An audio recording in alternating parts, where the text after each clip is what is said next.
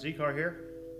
Today we are doing some brakes and rotors on an 85 300ZX.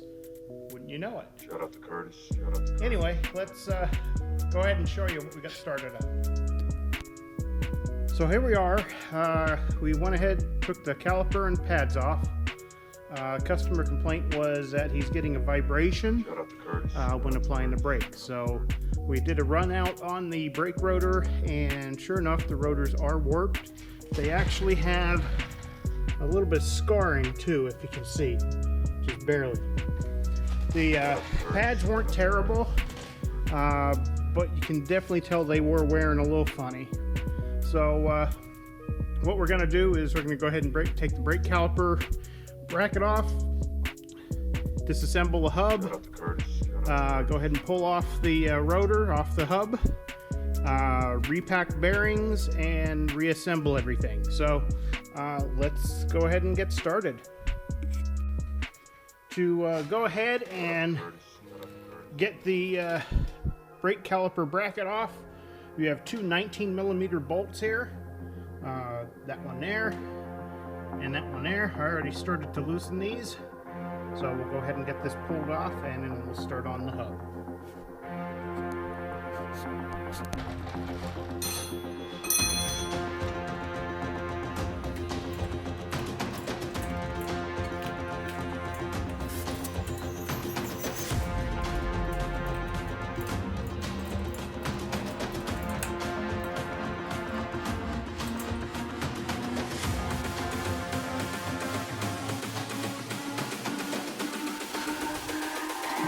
It's all about humanity.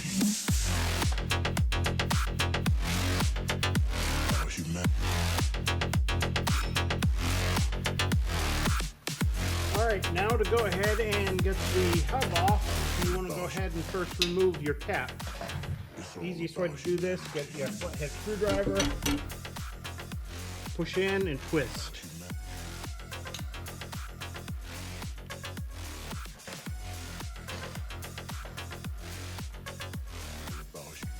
Unlike most newer cars, the Z31 has bolt-on rotors on the 84 through 89 non-turbo models and the 84 through 86 turbo models.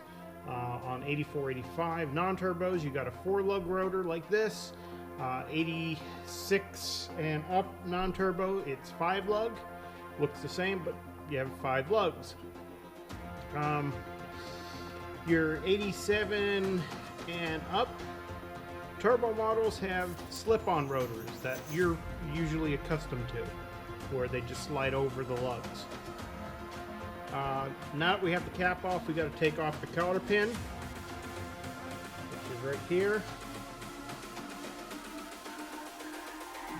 It's all about humanity.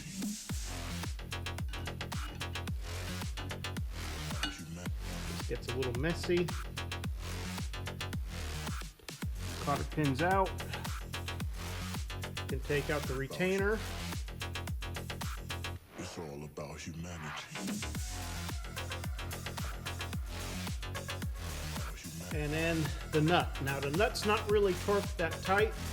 I believe it's a 22 or 24 millimeter.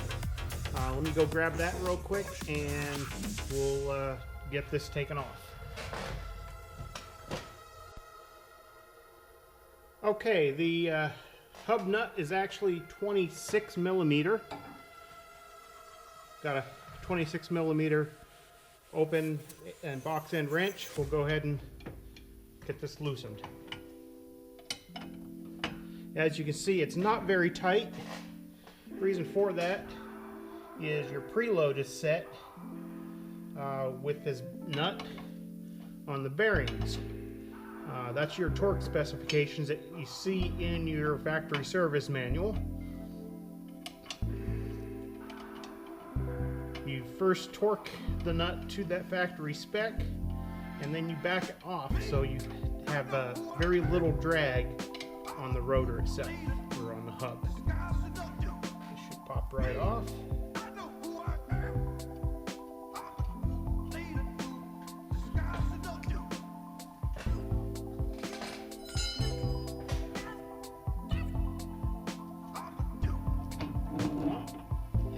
whole hub comes off in your hand.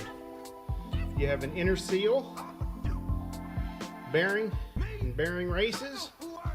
On the other side, you have a washer. There's your bearing and your race. We'll get these bearings repacked and the new rotor on here in just a moment. Alright, so as you can see, there are 4 bolts that hold the rotor on the back side of your hub assembly. These are a 14 millimeter. We'll go ahead and zip these off with the impact.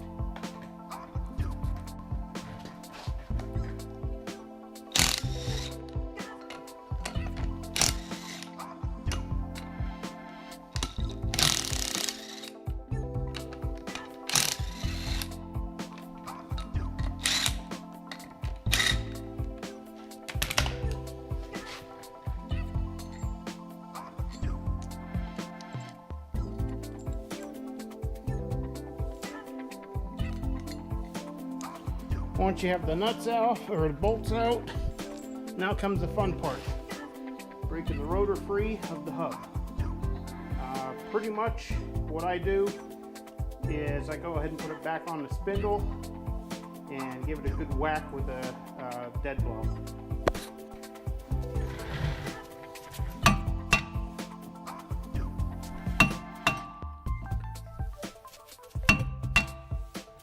You can see right in here, starting to get a little bit of separation. Let me get some light up here. You can see the separation.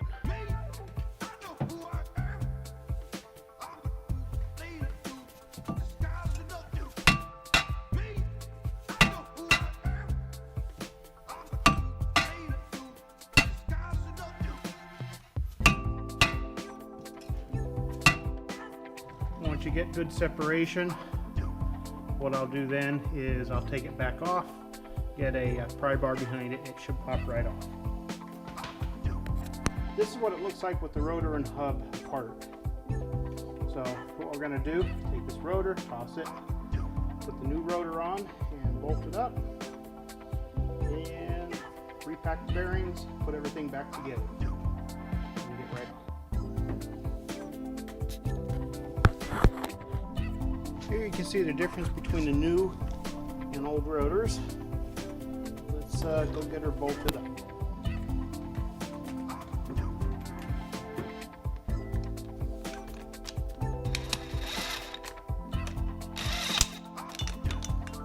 Go ahead and snug everything.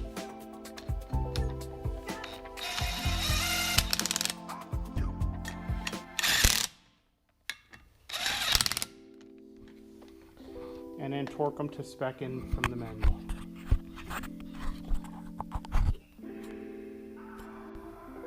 Alright, so now we got the rotor on the hub, hub's on the spindle.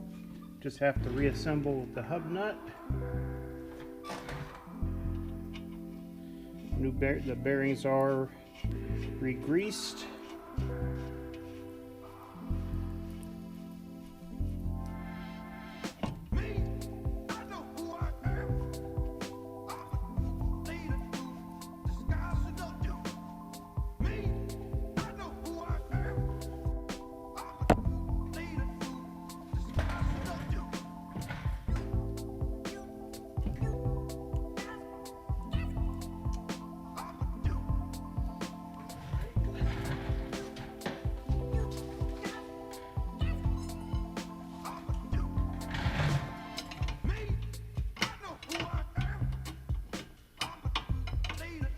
Gonna go ahead and snug the nut so it's finger tight. I'm using the wrench just because there's some spots that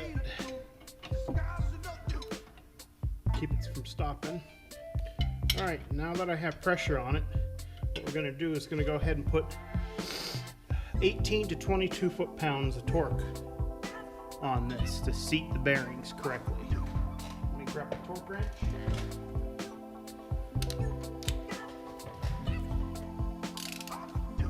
Alright, had my torque wrench set to 20 foot-pounds.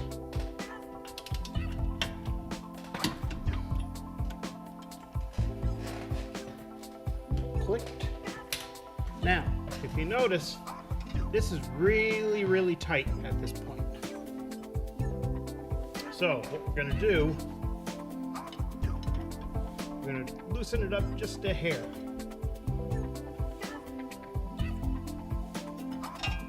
Until you feel the perfect drag amount.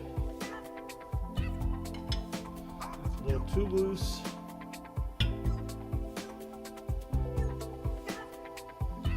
That feels good right there. There's no play in and out.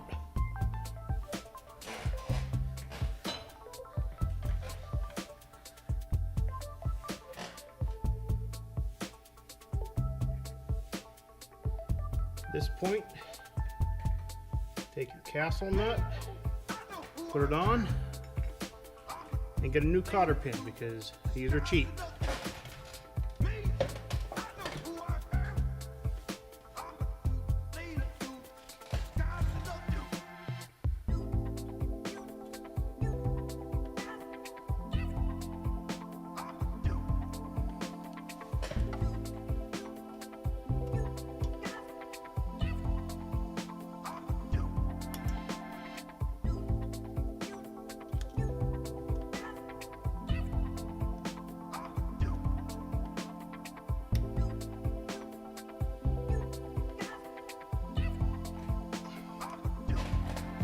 At this point,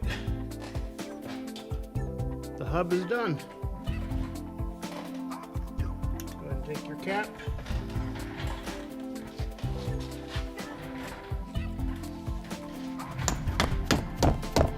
Give it a couple taps. The rotor's been replaced. That's how you change a rotor on the early style Z31 non-turbos. Go ahead and get the brakes cleaned up here with some brake cleaner. And go ahead and get the rotor cleaned up. You can see there's grease on it. Wipe it down some brake clean, front and back. Put the new pads in, compress the piston, and that's pretty much it for the fronts. As far as the rears, when we do the rears, the caliper you have to spin in. We'll show you that here in a little bit. Alright guys, well, we got the brakes done. We went ahead and checked the rears, and the rears were actually surprisingly good. So we're not going to go ahead and change the rears on the 85 here. What we do have to do though is we do have to go ahead and get the transmission fluid and filter changed by request of the owner. He was having, when he first got the car, some shifting issues where it didn't want to shift in and out of overdrive, as well as just between gears. So we're going to go ahead and change the transmission fluid and filter. Let me go ahead and turn the camera around. I'll show you what we're going to throw in here. Alright, so here's the filter kit. This comes with the transmission pan gasket and the filter. I only use Wix filters here at XenonZcar. I find them to be some of the best filters that are available out there. So let's go ahead and get underneath the car and get this stuff swapped out.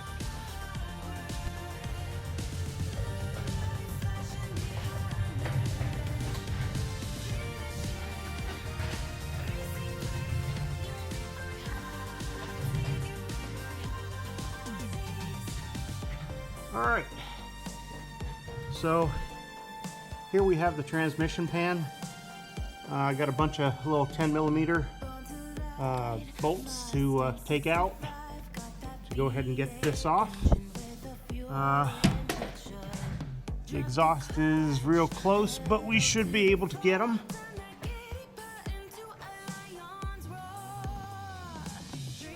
The way you do this is you start on one side and you get most of them all out, leave one, maybe two, just finger tight, and then once you have those ready, then you'll break the seal, that way you don't get full of transmission fluid. So let's go ahead and get started.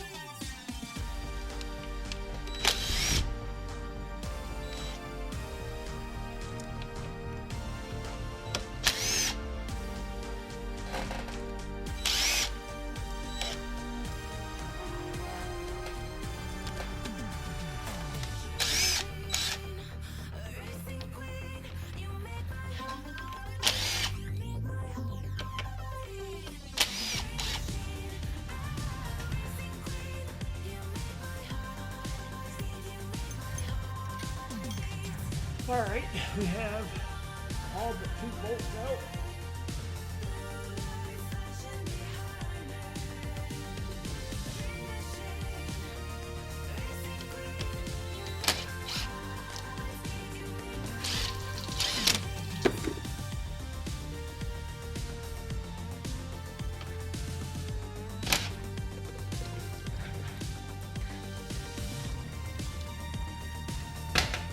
And you always do make a mess.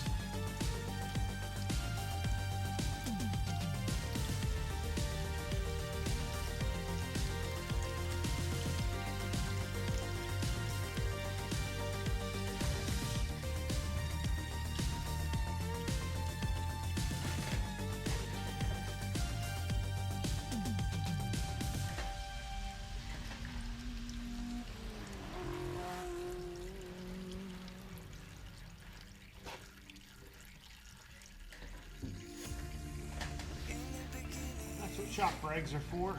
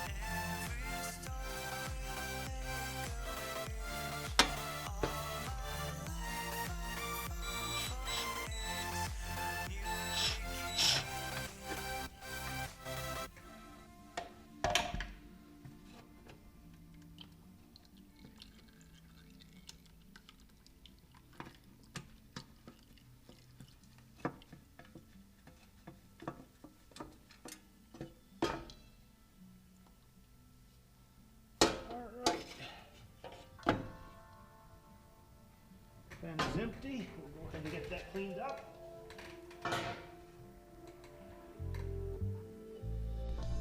Alright, this is what the new filter looks like. Just like the old filter. Right here. Gotta take all these bolts out. Looks like a mixture of 10 and 8mm. So we'll go ahead and pull those out and get this swapped over. Alright.